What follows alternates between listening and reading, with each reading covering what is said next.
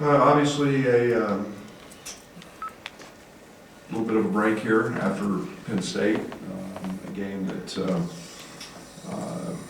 was nice to on a lot of fronts to get kind of a losing streak snapped and get Io back, to find a positive flow. But I thought our grit and our toughness won us that game. And Andres Felice, DeMonte Williams, Kofi was really big in the stretch there with some defensive rebounding. Thought all of that really played into what turned out to be a win against top 10 team on the road. So now it's a couple days off. I think it came at a pretty good time. It was great for Io. Not only was he a little bit sore, he found out how quickly you get out of shape. He was pretty tired at the end of that game. So a couple days off and continued recovery for him, and then it was back to work on Friday. So great timing for me. I had the flu, been in bed for about 3 days. So it was I guess if you're going to get that nasty bug, it was now the time to do it. So today's the first day I've felt amongst the living again. So,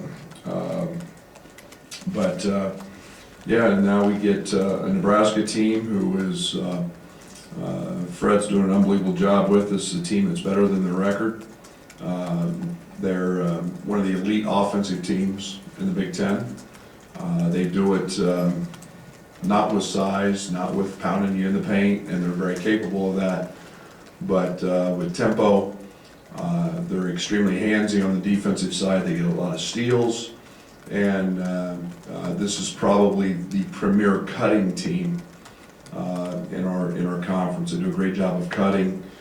Cheatham, Thorbison, all of those guys are elite, and then they've got a point guard who is a very, very gifted passer and makes everybody better. So this is a team that can really shoot it, and they've had moments against everybody where they're you just almost in awe of how easily they score the ball from three at times. So we'll have to be on our P's and Q's, and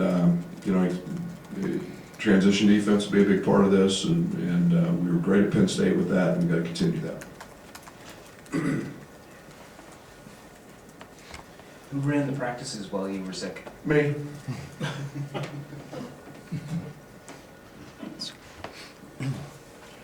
Brad, Trent's obviously not shooting it all that well here recently, but when he is, what's that mean to your team, and just how has he handled shooting slumps in the past, and how is he doing it? Yeah, I mean, he's, he got going the other night, and Trent makes the hard ones.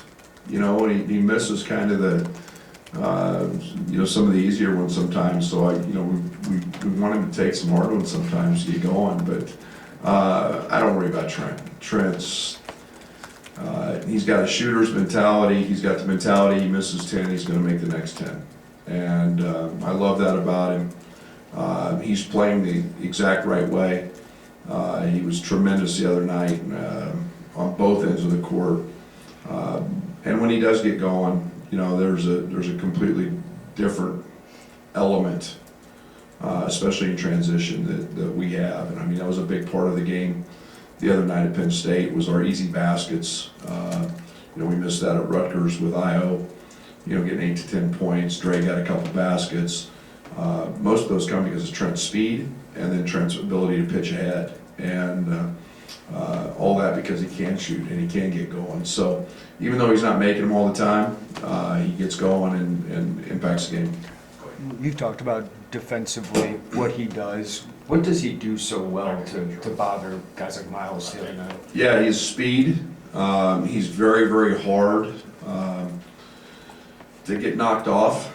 Again, you're talking Miles Dredd, 220 pounds, 6'4", 6'5". And Trent can beat you to spots. His ability to recover is extremely quick, and then he's got a great knack for not getting screened. He gets over the top of a lot of screens, so he's there, he's up under you, and can be he can be a pest, and you know, his quickness and speed plays to his advantage. Coach, how has Io responded after the game? He said he still only felt 70-80%. Do you feel like he's getting closer? If that's the case, I can't wait to see 100. No, I think the biggest challenge is you realize that, you know, you take 3, 4, 5 days off, how quick your conditioning goes. And, you know, he told me the next day, he said, you know, he goes, it wasn't that I was sore, he goes, it was that I was tired. And, you know, I told him about the 6, 7 minute mark, I was gonna try to get him a minute break. And my staff about strangled me when I brought it up, but, you know, I was just trying to get him a minute. So down the stretch, he had everything he needed, but he said he was tired, and you know, now just getting back into the flow, it's a quick recovery for him. Right after the Maryland game, you said maybe you would reconsider some of the thoughts of playing someone with 2 fouls in the first half, and we've seen a little bit of a different look the last few games. What went into that decision, and what were the conversations like with your staff? Yeah, just trying to figure out how to win. You know, I think we've discussed a lot of things in terms of making sure that momentum of a game, flow of a game. I think that we're trying to figure out how to continually be better at the end of halves and 2-for-1s. I think there's a lot of things we continually talk about from an analytics standpoint to maximize winning, and part of that is guys with 2 fouls and knowing you know, we may have to play him. And you know, Kofi picks up 2 really early in that game, and Georgie has to play extended minutes at the 5, and yet we threw him back out there for a couple minutes. And you know, it's all about making sure you've got, you know, a guy who's intelligent, momentum's going your way. I felt pretty good because we were in a place where we were leading. We didn't feel like we had to really throw him back out. But there's a lot that goes into that. You guys have Morris Stevens relatively in check on Tuesday, and a lot of that credit goes to DeMonte Williams for drawing that assignment. What does DeMonte do defensively where he might be facing a 3 or 4 inch height disadvantage, but he still is able to compensate somehow against these 3s or larger forwards like Morris Stevens? Well, he's got great lower body strength. People don't realize how strong DeMonte is. And he's very strong. So a lot of times you're not just going to overpower him. Secondly, he's got great length. So he plays bigger than his size. And then I think the other thing is he's smart. He's a great anticipator. He understands the scouting report. He knows when opportunities are coming, what plays are coming. You know, then it's we call it doing your job early. He anticipates that, he does his job early, and then he's in a position to then rely on teammates for help if needed in certain areas. But all those things play into, you know, what makes DeMonte really good. But IQ, feel, understanding scouting report, and then all the physical tools allow him to be a pretty good defender at multiple positions. It seemed like when Kobe was on the floor against Penn State, a lot of one shot and out for them. And they only had 5 second chance points, then also 7 offensive rebounds for him against Rutgers. Has he found another gear on the glass, and if so, what has kind of triggered that? Well, we challenged him for one. I mean, he was, you know, he had a stretch where he was, I don't know, 8 points, 5.5, 6 rebounds, and he wasn't giving a second effort. And I don't know, maybe that was a little bit of fatigue, maybe that was me playing him too many minutes.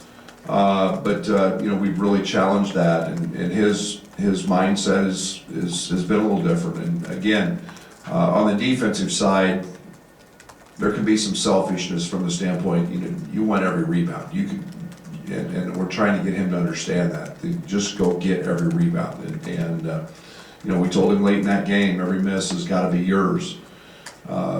You know, to his credit, he was dialed in, he was focused, and he made those plays. You kept Dre in the starting lineup at Penn State even with Io back. Was to go with the 3 guards again, just what kind of triggered that for you, and did you like it, you know, again, after kind of a couple months without going that way? Yeah, you know, I think from a comfort standpoint, you know, we know exactly what we're getting there, and it wasn't playing a little smaller. Georgie felt really good coming off the bench,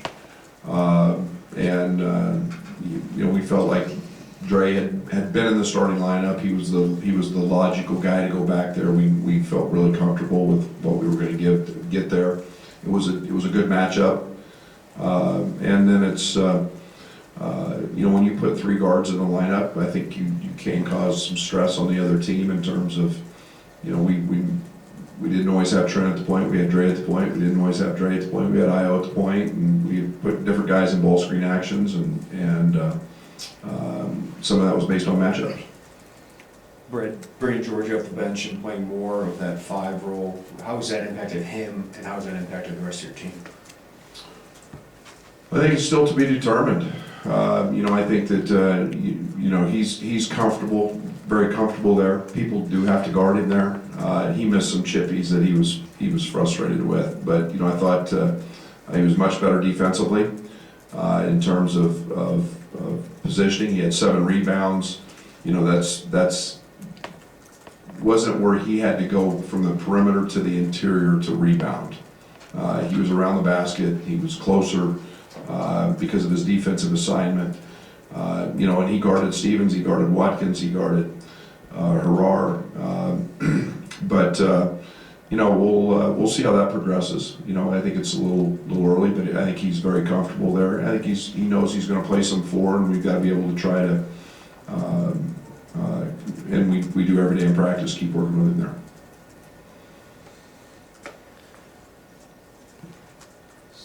Is there any advantage to playing Nebraska the first time now, this late in the season, considering new coach, 99% new roster? Maybe they're more of what they are now than if you would have played them, early January, even December. I don't know, Scott.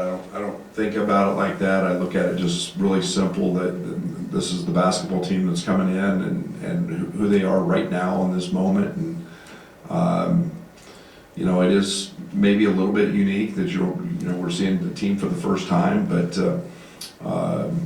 this team's playing good. I mean, this team, Michigan State had a lead at home against Michigan State in the second half, and took Wisconsin down to the wire, and really the only game that had Michigan hanging right there with Michigan, and really kind of the only game that's got away from them a little bit was Penn State. But they had a chance to win at Maryland.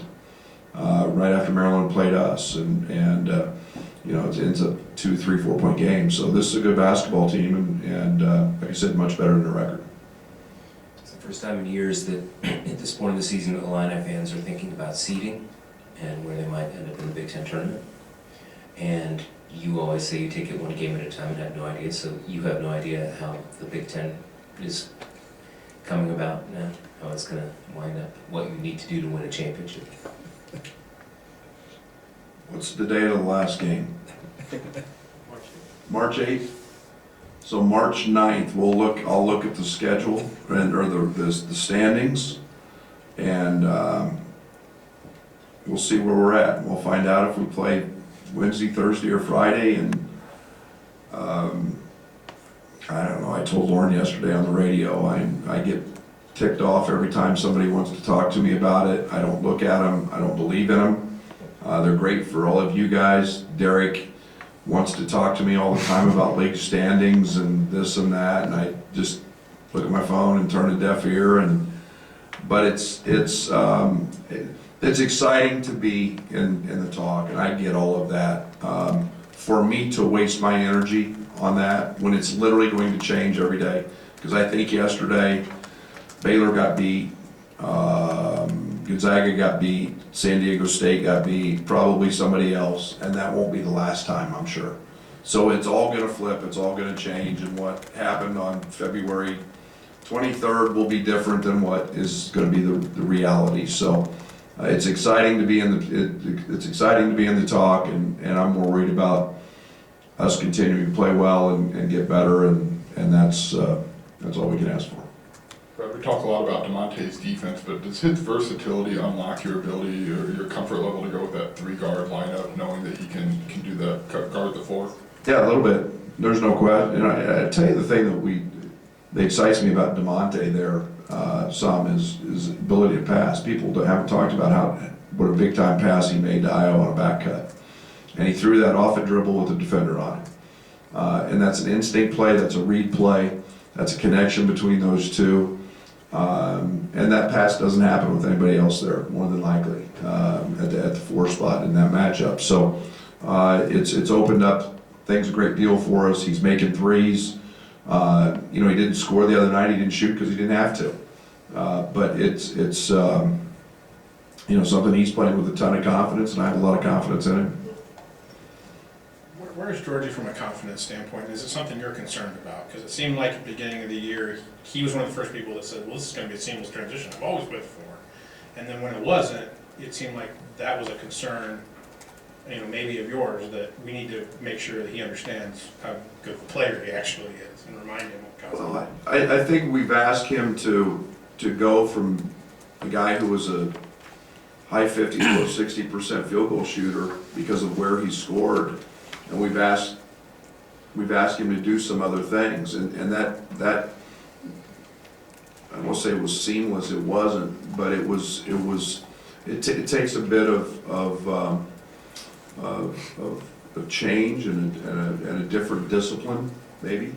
I don't think the one thing that Georgie ever lacks from is confidence. I think he works so hard. I think he's like Io. I think he works so hard that he expects every shot to go in. I think the challenge has been,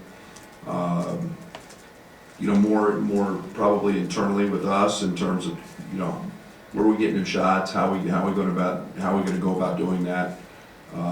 But I don't think it's a lack of confidence. I think Georgie's an extremely self-confident person, maybe one of the most on our team. This may mean like I'm stating the obvious, but it appears that this team is an entirely different one with Io in that lineup and on the court, because Tuesday night they played with so much more resolve and everything with him there rather than when they did without him Saturday. I don't think it had anything to do. You stated the obvious. He's a really good player. He's one of the best players in our league, and anybody would be remiss and be a loss, I guess, if they didn't have him, a guy like that. But I think the one thing that Io is so good at that doesn't. We look at all of his physical skills. Io doesn't make very many mistakes. And we put guys on the court that don't make mistakes, and that was one of the biggest. Our transition defense the other night became 100 times better because I was in the game, and those are the little things, the mental pieces that for long periods of time you need, and he was fabulous, and he does so much. I think that there's a mental component to him that exudes through our other players. There's a confidence of seeing and knowing that he's on the floor. And so, it was one of those deals. We didn't have him. We were right there, and yet we didn't do enough things right to deserve to win that game. When you've been able to hold teams down from three, is it as simple as looking at a scouting report and handing that assignment to Trent or Io, or do you do something different schematically, rotations-wise? Combination of both. Combination of both. We've got a